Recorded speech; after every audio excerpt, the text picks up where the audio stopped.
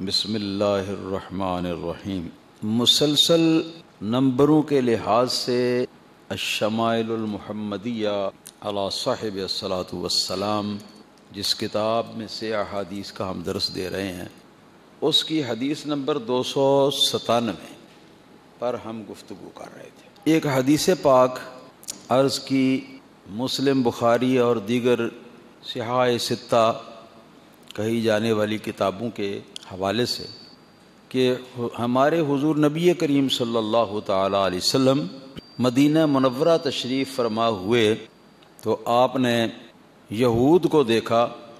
کہ وہ محرم کی 10ویں تاریخ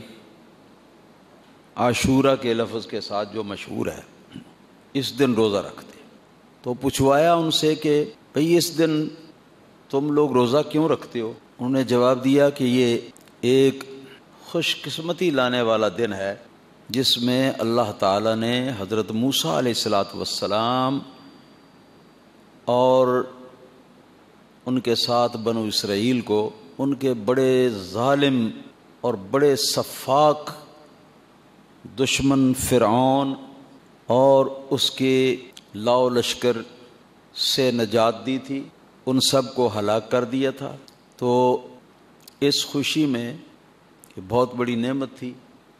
حضرت موسیٰ علیہ السلام نے اس نعمت اور اس خوشی کے حصول پر شکریہ کے طور پر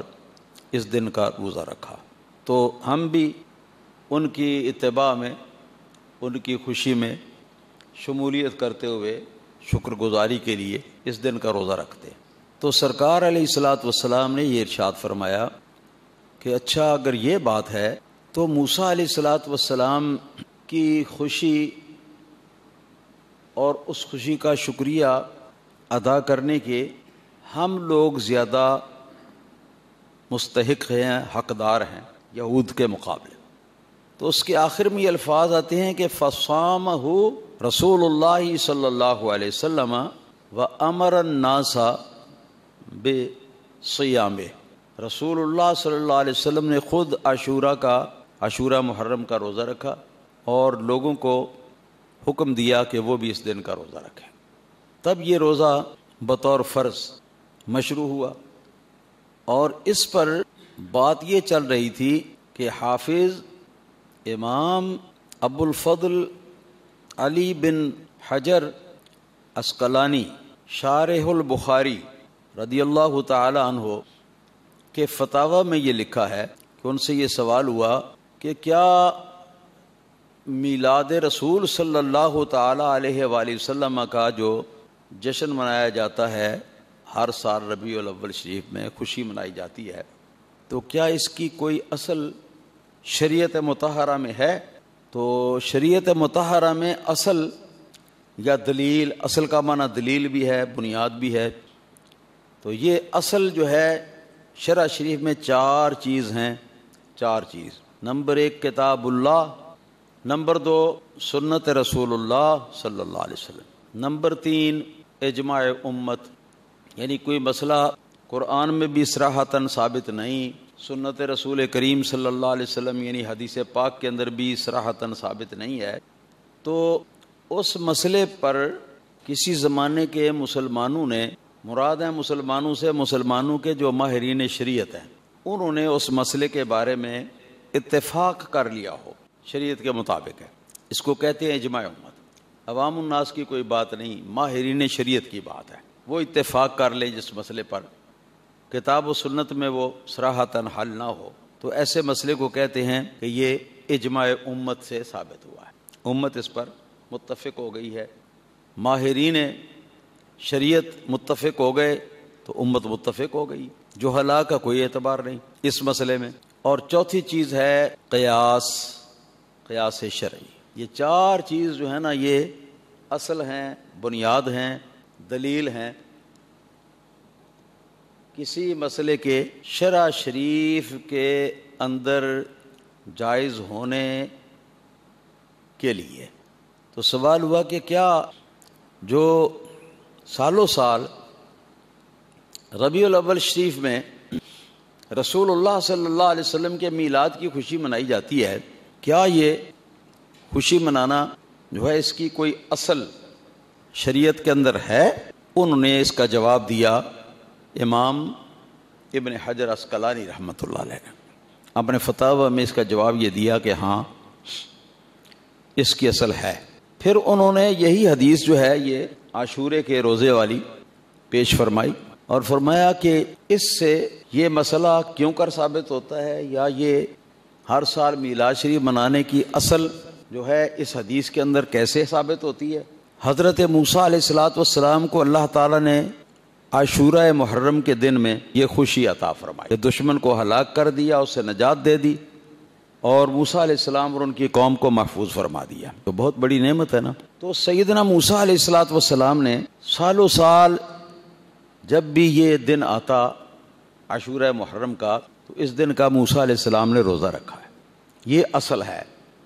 اس بات کی کہ سالوں سال میلاد شریف کی خوشی منانا درست ہے، شرع شریف کے مطابق ہے۔ کہ آخر اس میں بھی تو یہی ہے نا کہ 12 ربیع الاول شریف کو جناب مصطفیٰ کریم صلی اللہ تعالی علیہ وسلم اس دنیا میں تشریف لائے، اللہ پاک نے ہمیں سرکار کی تشریف آوری والی نعمت سے سرفراز فرمایا۔ تو اب جب بھی سال کے بعد یہ دن آتا ہے یا یہ مہینہ آتا ہے تو سرکار کی آمد کی ہم خوشی مناتے ہیں اور شکریہ بھی ادا کرتے ہیں کہ اس میلاد شریف کے عمل کی جو اصل ہے وہ اس حدیث میں ہے۔ میں نے عرض کیا تھا کہ امام ابن حجر عسقلانی رضی اللہ تعالیٰ عنہ اگرچہ بہت بڑے امام ہوئے ہیں، ہم لوگوں کا علم یا معلومات جو ہیں وہ تو ان کے سامنے کچھ بھی نہیں، مگر کبھی ایسا بھی ہوتا ہے کہ بہت بڑے عالم کو کسی مسئلے کی طرف توجہ نہیں ہوتی اور ایک طالب علم جو ہے نا وہ اٹھ کر اس کو بیان کر دیتا ہے، اس کی توجہ ہوتی ہے۔ اس بنا پر میں نے یہ عرض کیا تھا کہ حضرت جناب عیسیٰ علیہ نبینا علیہ الصلوۃ والسلام جو ہیں انہوں نے اللہ تعالیٰ کی بارگاہ میں یہ دعا کی کہ یا اللہ میری قوم یہ مطالبہ کر رہی ہے کہ اللہ تعالیٰ ریڈی میڈ کھانے کا دسترخوان جو ہے وہ نازل فرمائے، تو اے اللہ پاک اس کو نازل فرما کہ یہ ایک تیری نشانی قدرت کی اور تیرے نبی عیسیٰ علیہ الصلوۃ والسلام کا معجزہ ہوگا، اور اس کے ساتھ ساتھ یہ کہ اس دن کو ہمارے پچھلے بھی اور اگلے بھی بطور عید منایا کریں گے۔ یہ قرآن میں ہے، اس میں بھی مسئلہ تو وہی ہے، دسترخوان کھانے کا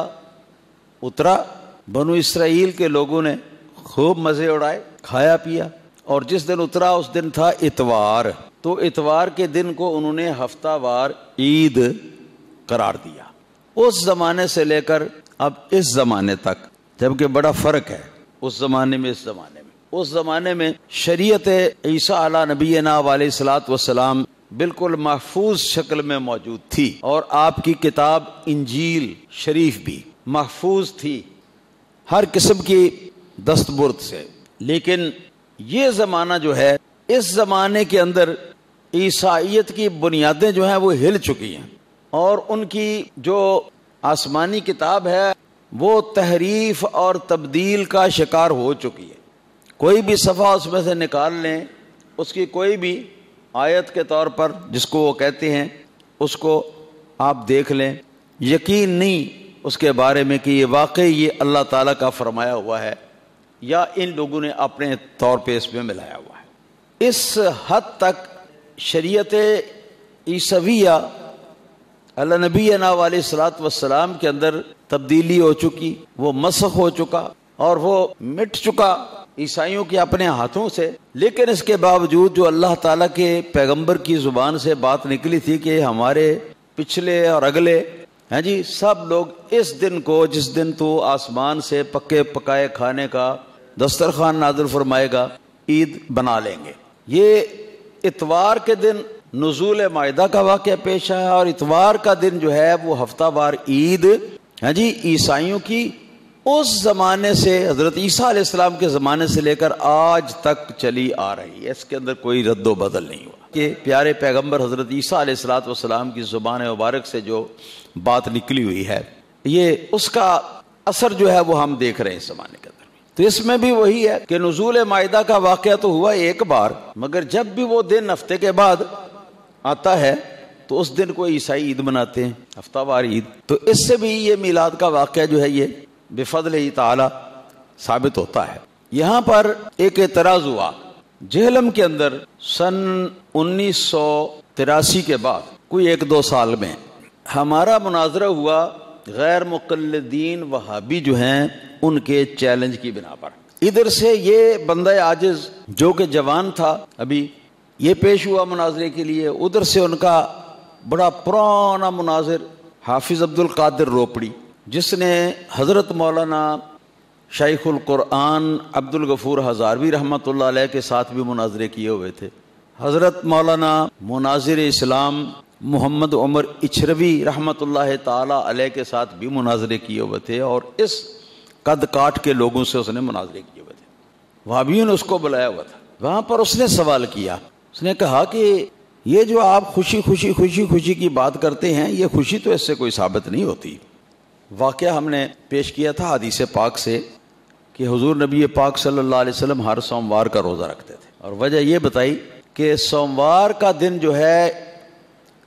یہ ہمارے میلاد پاک کا دن ہے، اس دن میں ہمارا میلاد شریف ہوا تھا، تو اس لیے میں اس دن کا روزہ رکھتا ہوں. اس پر اعتراض کیا کہ وہ تو شکرانے کے لیے، شکر کے لیے سرکار دو عالم صلی اللہ علیہ وسلم نے روزہ رکھا، مگر یہ جو تم جشن عید خوشی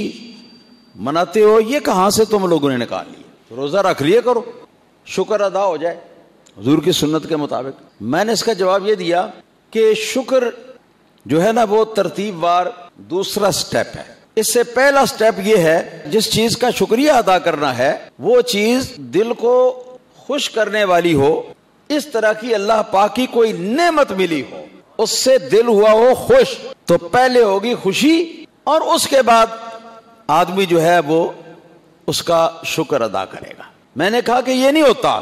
کہ ایک آدمی مناظرے میں ہار رہا ہو، جیسے کہ تم،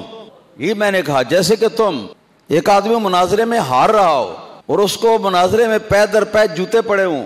بے عزتی ہوئی ہو، تو اس پر وہ کہے کہ اچھا الحمدللہ میں تو اس دن کا اب روزہ رکھوں گا، یا میں اس سارے واقعہ پر اللہ کا شکر ادا کرتا ہوں. میں نے کہا شکر جو ہوتا ہے وہ خوشی کی فرع ہے، خوشی کے نتیجے میں ہوتا ہے. جب تک خوشی نہیں ہوتی، نعمت نہیں ہوتی اللہ تعالیٰ کی، تو شکر کیسا؟ آپ بات کو سمجھ رہے ہیں نا. کوئی آدمی اگر آپ کو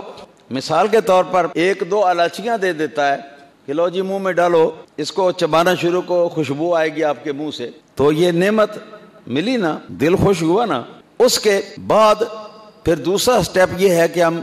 شکریہ ادا کریں. کبھی ایسا نہیں ہوا کہ کسی آدمی کا بیٹا مر جائے اور وہ کہے یا اللہ پاک میں اس واقعہ پر تیرا شکر ادا کرتا ہوں، ایسا نہیں ہوتا. پہلے خوشی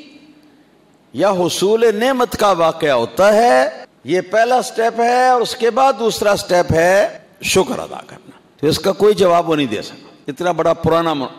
ماہر مناظر ہے. پھر میں نے قرآن پاک میں سے یہ آیات پڑھی نزول مائدہ والی، اور ان کے اندر تو عید کا لفظ بھی آیا ہے. ہم جس دن میں دسترخوان اترے گا اس دن کو ہمارے اولین آخرین جو ہیں وہ عید کا دن منائیں گے، تو عید خوشی کو کہتے ہیں. تو یہ بھی میں نے ثابت کر دیا. اس کے بعد پھر جواب کوئی نہیں. اتنے میں پولیس کو بلوا لیا گیا اور کہا جی کہ پھنسے ہوئے ہماری جان چھڑاؤ. پولیس نے جان چھڑائی ان کی، تو مناظرہ جو ہے وہ ختم ہوا، اور بے شمار لوگوں کا ایک سیلاب سمجھو کہ وہ تھا جہلم شہر کی سڑکوں پر. جب ہم باہر نکلے تو لوگ لاؤڈ سپیکر لگا ہوا تھا، سن رہے تھے باہر. ان کو جس وقت پتہ چلا کہ ہم فارغ ہو گئے ہیں، باہر نکلے ہیں، تو لوگوں نے ایک ہی نعرہ لگایا. وہ نعرہ کیا تھا؟ روپڑی رو پڑا، روپڑی رو پڑا. ایک کہتا زور سے رو پڑی، دوسرے کہتے رو پڑا. یہ ان کا نعرہ تھا. تو یہ آپ کو مسئلہ سمجھ میں آ گیا کہ شکر ثابت ہوتا ہے اس سے صراحتاً، خوشی ثابت ہوتی ہے اس سے دلالتاً. یہ کسی قرآن کی یا حدیث پاک کی نص سے مسئلہ نکالنے کے یہ طریقے ہیں. تو پہلے خوشی حصول نعمت پر، اور اس کے بعد پھر باری آتی ہے شکر.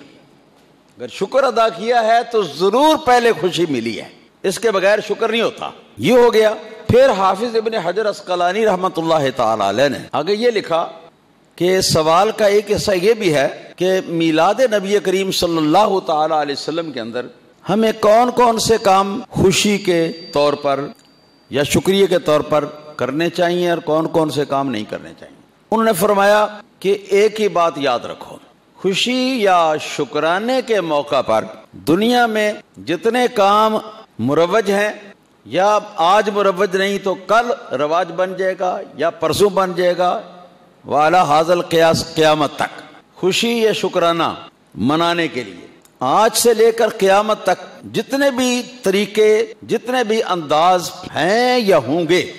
بس ان میں سے جو طریقہ یا انداز شرع شریف کے خلاف ہوگا، جس سے شرع شریف نے منع کیا ہوگا، اس کو آپ میلاد شریف کی خوشی کے اندر شامل نہیں کر سکتے۔ جیسے کئی لوگ، آپ کو پتہ ہے نا، خوشی مناتے ہیں شراب پی کر، زناکاری بدکاری کر کے، کنجریاں نچا کے، اور اسی طرح ناچ کود کر، تو یہ چیزیں جو ہیں یہ شرع شریف نے ان سے منع کیا، لہذا اس طرح کی کوئی چیز بھی میلاد شریف کی خوشی کے اندر، یہ شکریہ کے اندر شامل کرنا جائز نہیں۔ باقی ہر طریقے سے جو طریقہ آج تک ایجاد ہو چکا ہے یا جو آئندہ قیامت تک ایجاد ہوگا، ہاں جی، اس سے اللہ تعالیٰ اس کے رسول کریم صلی اللہ علیہ وسلم کی شریعت میں منع نہیں کیا گیا، تو ہر ایسے طریقے کو میلاد شریف کی خوشی کے اندر شامل کر سکتے ہو، ہاں جی، سمجھے نا بات کو؟ جیسے کچھ لوگ گھوڑ سواری، گھوڑے کے اوپر سواری جو ہے وہ اس کے اندر اس کی نمائش کرتے ہیں خوشی کے اندر، یہ رسول اللہ صلی اللہ علیہ وسلم کے زمانے میں تو نہیں ہوا یہ کام، مگر اس سے شرع شریف نے منع کوئی نہیں کیا، ٹھیک ہے نا جی۔ جھنڈیاں لگا لیتے ہیں، چراغاں کر لیتے ہیں، اسٹیج لگا لیتے ہیں، آرائش و زیبائش کر لیتے ہیں، ان میں سے کوئی چیز ایسی نہیں ہے جس سے شریعت مصطفیٰ صلی اللہ تعالی علیہ وسلم نے ہمیں منع کیا، لہذا یہ سب جائز ہیں، اور آئندہ قیامت تک جتنے طریقے ایسے خوشی منانے کے ایجاد ہوں گے کہ جن سے شریعت نے منع نہیں کیا، وہ سب میلاد حضور صلی اللہ تعالی علیہ وسلم کے اندر آپ شامل کر سکتے ہیں، اور ان کا شامل کرنا اس میں جائز اور درست ہے۔ یہ مسائل باقی رہ گئے تھے۔ یہ حدیث نمبر 299۔ امام ترمذی نے فرمایا حدثنا ہارون بن اسحاق قال حدثنا عبدۃ عن ہشام بن عروۃ عن ابیہ عن عائشہ رضی اللہ تعالی عنہا قالت، امام ترمذی کہتے ہیں کہ ہم کو حضرت ہارون بن اسحاق محدث امام نے یہ حدیث بیان کی، انہوں نے فرمایا ہمیں یہ حدیث حضرت امام محدث عبدہ نے بیان کی، اور عبدہ نے اس حدیث کو محدث ہشام بن عروہ سے روایت کیا، اور ہشام بن عروہ نے اس حدیث کو اپنے والد گرامی حضرت عروہ سے روایت کیا، اور عروہ نے حضرت ام المومنین عائشہ صدیقہ رضی اللہ تعالی عنہا سے اس حدیث کو روایت کیا، اور یہ عروہ جو ہیں یہ حضرت زبیر ابن العوام رضی اللہ تعالیٰ عنہ جو نبی پاک صلی اللہ علیہ وسلم کے پھوپھی زاد ہیں، یہ ان کے صاحبزادے، ان کی ماں، ان کی والدہ حضرت بی بی اسماء بنت ابی بکر صدیق رضی اللہ تعالی عنہا تھی، اور حضرت ام المومنین عائشہ صدیقہ رضی اللہ تعالی عنہا کی بڑی بہن تھی، لہذا یہ عروہ حضرت عائشہ رضی اللہ تعالی عنہا کے یہ بانجے، تو انہوں نے حضرت عائشہ ام المومنین رضی اللہ تعالی عنہا سے روایت کیا، کہتے ہیں کہ حضرت بی بی عائشہ رضی اللہ تعالی عنہا سے میں نے سنا کہ وہ فرما رہی تھی کہ دخل علی رسول اللہ صلی اللہ علیہ وسلم وعند امرأۃ فقال من هذه قلت فلانة لا تنام الليل فقال رسول اللہ صلی اللہ تعالی علیہ وآلہ وسلم علیکم الاعمال ما تطیقون فواللہ عز وجل لا یمل اللہ حتی تملوا کان حب ذلك الى رسول اللہ صلی اللہ تعالی علیہ وسلم الذي يدوم علیہ صاحبہ۔ ام المومنین رضی اللہ تعالی عنہا نے ارشاد فرمایا کہ میرے یہاں ایک بی بی صاحبہ بیٹھی ہوئی تھی، صحابیہ تھی، اور یہ امام عبد الرزاق محدث رضی اللہ تعالیٰ عنہ کی روایت کے اندر یہ بھی آیا ہے کہ حسنۃ الحیۃ، ان کے اوپر، ان کے لباس کے اوپر، ان کے طور اتوار کے اوپر، ان کے جو انداز ہیں ان کے اوپر حسن و جمال اور وقار جو ہے وہ ظاہر تھا۔ یہ بی بی صاحبہ کون تھیں؟ ان کا نام ہے حضرت بی بی حولہ، جیسے لا حول ولا قوت پڑھتے ہیں، لا حول، حول ہا حلوے والی ہے۔ تو رسول اللہ صلی اللہ علیہ وسلم نے ارشاد فرمایا کہ من ہذہ، کہ یہ کون تھی؟ اور واقعہ یہ ہوا تھا کہ ادھر سرکار تشریف لائے، ادھر یہ اٹھ کے تو نکل رہی تھی، جا رہی تھی، تو سرکار نے جب پوچھا کہ یہ کون ہے، یہ کون تھی، تو حضرت عائشہ صدیقہ رضی اللہ تعالی عنہا نے عرض کیا فلانۃ لا تنام اللیل، یہ فلانی عورت ہے، یعنی نام عرض کیا ہوگا نا، تعارف کرایا ہوگا، اور ان کی ایک صفت یہ بیان کی کہ یہ فلاں بی بی ہے جو کہ ساری رات سوتی نہیں ہے، رات بھر اللہ تعالیٰ کی عبادت کرتی ہے، شب بیدار ہے۔ تو رسول اللہ صلی اللہ علیہ وسلم نے یہ سن کر ارشاد فرمایا کہ علیکم الاعمال ما تطیقون، جو نفل کے طور پر عمل کرتے ہو ان میں یہ بات لازم پکڑو، جو کام اور جس طریقے سے اس کو کیا جاتا ہے وہ اچھی طرح تمہارے بس میں ہو، تمہاری طاقت میں ہو، تمہاری استطاعت میں ہو، یعنی یہ کہ مشکل میں اپنے آپ کو ڈال کر وہ کام کیا جانے والا نہ ہو، وہ کام ایسا نہ ہو کہ جس کام کے اندر طبیعت نہ لگے اور زبردستی طریقے سے اس کو پورا کیا جائے، اس لیے کہ بھئی یہ کام میں نے کرنا ہے، اب دل چاہے یا نہ چاہے تو میں اس کو ضرور کروں گی۔ خیال رہے کہ یہ نفل کے بارے میں ہے، فرض کے بارے میں نہیں، فرض کو تو ہر حال میں پڑھنا ہی ہوگا، ادا کرنا ہی ہوگا۔ تو سرکار نے فرمایا کہ لازم پکڑو تم نفلی کام جو ہیں، نفلی عبادت جو ہے اس میں سے اس کو کہ جس کو تم بغیر کسی تکلیف کے، بغیر کسی پریشانی کے، بغیر کسی مشکل میں مبتلا ہوئے کے، جس کو تم مداومت کے ساتھ، ہمیشگی کے ساتھ، باقاعدگی کے ساتھ جاری رکھ سکو، عبادت کے کام جو ہے نا اتنے کیا کرو۔ پھر فرمایا فواللہ لا یمل حتی تملوا، کہ اللہ تعالیٰ، لفظی ترجمہ کرتا ہوں کہ اللہ تعالیٰ اس وقت تک تمہارے اوپر اپنا فضل کرنے سے اکتاتا نہیں جب تک کہ تم اللہ تعالیٰ کی عبادت سے نہ اکتاؤ، یعنی جب تم اللہ کی عبادت اکتائے ہوئے دل سے، اچاٹ طبیعت سے، دل نہیں چاہ رہا، زبردستی کر رہے ہو اور اس پر روزانہ ہمیشگی بھی نہیں کر سکتے اس طریقے پر، تو یہ تمہارے دل کے اندر جب وہ تنگ دلی ہوتی ہے نا، وہ جب آ جاتی ہے نا، تو پھر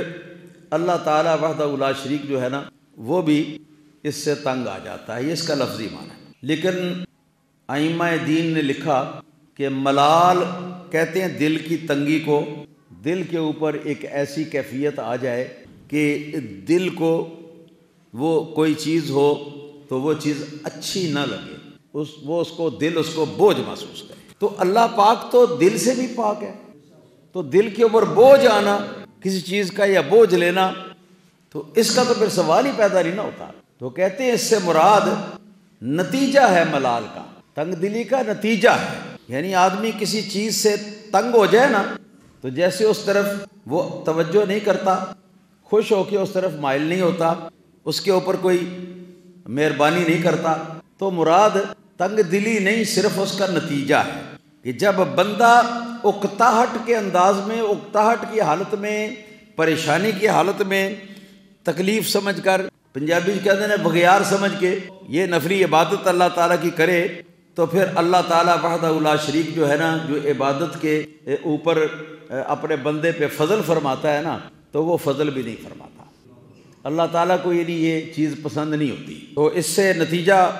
واضح ہے۔ سرکار دو عالم صلی اللہ تعالیٰ علیہ وسلم نے یہ فرمایا ہے کہ اگر نماز تم پڑھنے لگے ہو اور حالت ایسی ہے کہ نیند کا غلبہ ہے، اور خیال یہ ہے کہ نماز کی اندر بھی نیند جو ہے نا وہ تنگ کرے گی، تو آپ نے فرمایا کہ چھوڑ دو نماز کا خیال، اب سو لو، تھوڑا سا نیند کو دور کر لو، تاکہ طبیعت جس وقت فریش ہو جائے، تازہ ہو جائے، اس میں اکتاہٹ نہ رہے، طبیعت کے اندر خوشی ہو اور شادابی ہو، تو ایسی حالت میں اللہ تعالیٰ کی بارگاہ میں نماز پڑھو، کیونکہ جو نیند کا غلبہ ہے اس حالت کے اندر تو بسا اوقات ایسا بھی ہو جاتا ہے کہ آدمی پڑھ رہا ہے، اللہ تعالیٰ کی کرنی ہے تعریف نماز کے اندر، تو وہ اللہ تعالیٰ کے بارے میں کوئی بری بات اس کے منہ سے نکل جاتی ہے، حالانکہ اس کو پتہ نہیں ہوتا نیند کے غلبے کی وجہ سے۔ تو اس صورت حال سے سرکار دو عالم صلی اللہ علیہ وسلم نے منع فرمایا، وَكَانَ أَحَبَّ ذَلِكَ إِلَىٰ رَسُولِ اللَّهِ صلی اللہ علیہ وسلم الَّذِي يَدُومُ عَلَيْهِ صَاحِبُهُ، اور فرمایا ام المومنین رضی اللہ تعالی عنہا نے کہ نفلی عبادت جو ہے وہ محبوب ہے رسول اللہ صلی اللہ علیہ وسلم کی بارگاہ میں کہ جس کے اوپر کوئی آدمی دوام کر سکے، مداومت کر سکے یا میشی کر سکے، یعنی آسانی ہو اس میں بے تحاشا زیادتی نہ ہو، کمی ہو، کہ جس کو آسانی سے آدمی ادا کر سکے اور آدمی پر کوئی ملال، کوئی دل کی تنگی جو ہے نا وہ وارد نہ ہو۔ مفہوم اس کا واضح ہے۔ اگلی حدیث ہے، اس کا نمبر ہے 300 پورے۔ حدثنا ابو ہشام محمد بن یزید الرفاعی قال حدثنا ابن فضیل عن الاعمش عن ابی صالح قال سألت عائشة وام سلمة رضی اللہ تعالی عنہما۔ ترمذی کہتے ہیں کہ ہم سے ابو ہشام محمد بن یزید رفاعی نے یہ حدیث بیان کی۔ انہوں نے فرمایا کہ ہم کو یہ حدیث ابن فضیل نے بیان کی، وہ حضرت اعمش سے اس کو روایت کرتے تھے، اور حضرت اعمش اس کو ابو صالح سے روایت کرتے تھے، اور یہ تابعین میں ایک بزرگ ہیں۔ ابو صالح نے فرمایا کہ میں نے حضرت ام المومنین عائشہ صدیقہ رضی اللہ تعالیٰ عنہ سے اور حضرت ام المومنین ام سلمہ رضی اللہ تعالیٰ عنہا سے، ان دونوں ماؤں سے میں نے یہ سوال کیا کہ ای العمل کان احب الی رسول اللہ صلی اللہ تعالیٰ علیہ وسلم، کہ رسول اللہ صلی اللہ علیہ وسلم کو نفلی عبادت میں کیسی عبادت یا کون سا کام جو ہے وہ زیادہ محبوب ہوتا نفلی عبادت میں؟ تو انہوں نے فرمایا کہ کان احب الی رسول اللہ صلی اللہ علیہ وسلم ما دیم علیہ وان قل، ہم کو عبادت نفل میں وہ عبادت یا اتنی عبادت سرکار کو پسند تھی کہ جتنی عبادت آدمی صرف ایک دن ہی نہیں بلکہ روز نبھا سکے۔ اب تو مفہوم اس کا بالکل کلیئر ہو گیا۔ فرماتے ہیں حدثنا محمد بن اسماعیل قال حدثنا عبداللہ بن صالح قال سمعت عوف بن مالک یقول کنت مع رسول اللہ صلی اللہ علیہ وسلم۔ امام ترمذی فرماتے ہیں کہ ہم کو امام محمد بن اسماعیل یعنی امام بخاری نے یہ حدیث بیان کی۔ امام بخاری امام ترمذی کے استاد بھی ہیں، اور اس کا الٹ بھی ہے کہ امام ترمذی رحمۃ اللہ علیہ بھی امام بخاری کے اساتذہ میں سے، استادوں میں سے۔ امام بخاری نے بھی کئی حدیثیں حضرت امام ترمذی سے پڑھی۔ بخاری فرماتے ہیں کہ ہم کو حدیث بیان کی حضرت عبداللہ بن صالح نے، انہوں نے کہا کہ مجھ کو یہ حدیث بیان کی حضرت معاویہ بن صالح محدث نے، وہ اس کو عمر بن قیس سے روایت کرتے تھے کہ انہوں نے حضرت عاصم بن حمید تابعی رضی اللہ تعالیٰ عنہ سے روایت کیا کہ انہوں نے فرمایا کہ میں نے حضرت عوف بن مالک صحابی رضی اللہ تعالیٰ عنہ سے یہ بات سنی کہ آپ فرماتے تھے کنت مع رسول اللہ صلی اللہ علیہ وسلم لیلۃ فاستاکا ثم توضأ۔ فرماتے ہیں کہ ایک رات میں نے رسول اللہ صلی اللہ علیہ وسلم کی معیت میں سرکار کے ساتھ گزاری۔ صحابہ کرام میں سے کئی حضرات جو ہیں وہ کبھی کبھی کوئی رات نبی پاک صلی اللہ علیہ وسلم کے ساتھ گزارنے کی درخواست کرتے تھے اور حضور اجازت دے دیتے تھے۔ ان کا مطلب یہ ہوتا تھا کہ تاکہ وہ دیکھیں کہ رات میں سرکار دو عالم صلی اللہ علیہ وسلم کس طرح اللہ تعالیٰ کی عبادت کرتے ہیں، کس طرح آرام فرماتے ہیں۔ فرماتے ہیں کہ اس رات کے اندر پھر واقعہ یہ ہوا کہ جب سرکار کچھ دیر سو کر بیدار ہوئے تو آپ نے وضو کرنا چاہا، مگر وضو کا آغاز نبی کریم صلی اللہ تعالیٰ علیہ وسلم نے مسواک کرنے سے کیا۔ مسواک وضو کی سنت ہے نا، سنت موقدہ ہے وضو کے اندر مسواک کرنا، اور اس کا بہت بڑا ثواب ہے، بہت بڑا اس کا اجر ہے۔ رسول اللہ صلی اللہ علیہ وسلم کو اتنی مسواک پسند تھی کہ آپ فرمایا کرتے تھے کہ اگر مجھ کو امت پر مشقت ڈالنے کا اندیشہ نہ ہوتا تو میں ان کو ہر نماز کے ساتھ اور ہر وضو کے ساتھ ان کو مسواک کرنے کا حکم دیتا، یعنی ان پر فرض کر دیتا۔ مگر قربان جائیں سرکار دو عالم صلی اللہ علیہ وسلم کی رحمت و شفقت کے کہ آپ نے امت پر رحمت اور شفقت کرتے ہوئے، امت کے اوپر ترس کھاتے ہوئے آپ نے یہ حکم نہیں کیا۔ تاکہ امت کے اندر کوئی بوجھل نہ ہو میری امت۔ اس سے مسئلہ یہ معلوم ہوا، بعض ائمہ کے نزدیک، بعض فقہا کے نزدیک جو ہے وہ یہ ہے کہ جب وضو کریں تو سب سے پہلے استنجا وغیرہ کر لیں، اس کے بعد ہاتھ دھونے ہیں، یہی طریقہ ہے نا، ہاتھ دھونے ہیں 3 بار ہاتھ دھونے کے بعد وضو کا اصل کام جو ہے نا وہ شروع ہوتا ہے۔ اصل کام کہاں سے شروع ہوتا ہے؟ منہ کی کرلی سے۔ تو پھر جس وقت وہ منہ کی کرلی کرنے لگے تو اس وقت وہ مسواک کریں۔ بعض فقہا اور بعض اماموں کا یہ مذہب ہے، مگر شارحین فرماتے ہیں کہ یہ حدیث پاک جو ہے یہ امام اعظم ابو حنیفہ رضی اللہ تعالی عنہ کی دلیل ہے۔ امام اعظم ابو حنیفہ رضی اللہ تعالی عنہ کا مذہب یہ ہے بلکہ وضو شروع کرنے سے پہلے آدمی مسواک کر لے، تاکہ مسواک کے ساتھ جو کچھ دانتوں میں سے نکلتا ہے، کچھ مواد نکلتا ہے گندا یا جو کچھ بھی، وہ پہلے معاملہ جو ہے وہ ہو جائے، تو پھر جس وقت آدمی کرلی کرے گا نا تو اس کے ساتھ پوری صفائی ہو جائے گی اس کی بھی۔ تو مسواک کرنا وضو سے پہلے مسنون ہے ہمارے امام صاحب رحمۃ اللہ علیہ کے نزدیک۔ فرماتے ہیں حضرت عوف بن مالک رضی اللہ تعالیٰ کہ پھر آپ وضو فرمانے لگے، وضو کرنے کے بعد فرماتے ثم قام یصلی، پھر سرکار نماز پڑھنے کے لیے آپ نے ارادہ فرما لیا۔ فرماتے ہیں کہ فقمت معہ، تو میں بھی سرکار کے ساتھ کھڑا ہو گیا، یعنی وضو کر لیا ہوگا انہوں نے بھی، وضو کر کے ہی نماز کے اندر کھڑا ہو سکتا ہے نا جی،